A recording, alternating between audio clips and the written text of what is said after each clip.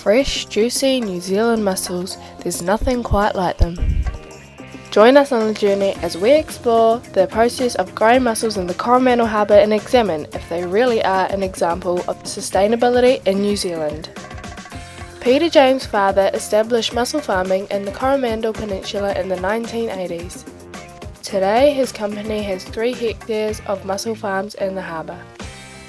He entered his father's business straight out of high school as a 16-year-old. Peter has been working in the industry for over 25 years. Today there are over 150 people working in the mussel farming industry, and with mussel farming continuing to grow in the Coromandel, that number is sure to increase. This is great for the Coromandel community. Like any new industry, I think we've brought employment, also money for the economy. 25 years we've been in the industry, and we're looking at trying to grow in excess of 20,000 tonnes from the Coromandel. So employment, yeah. The process of growing these New Zealand mussels takes 9 to 18 months depending on the growing area. Microscopic mussel spats come down from 90 Mile Beach on seaweed. They are then put through a seeding process that inserts the mussel spat into a biodegradable polycotton sock. The mussel spat slowly attaches itself to the rope. Okay, that's what's it, about 3 weeks, Heidi?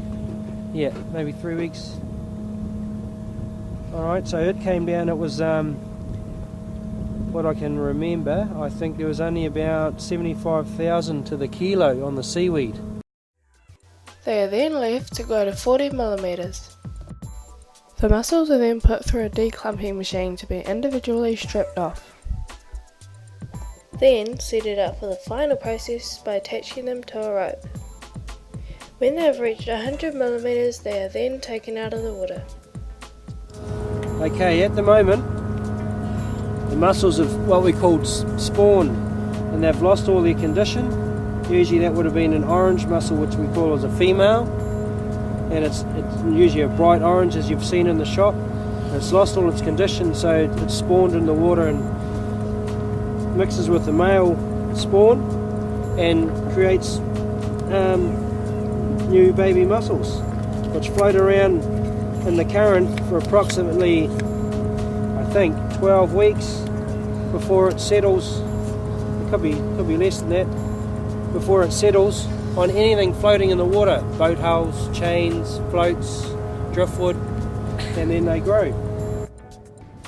After that, they are loaded up into trucks to be taken to different factories to be processed and packaged for all around the world.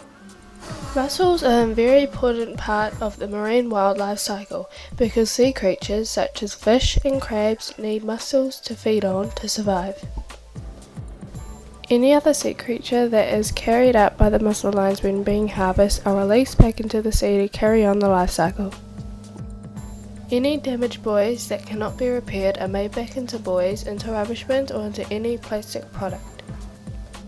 The process of growing New Zealand's delicious mussels takes patience and perseverance.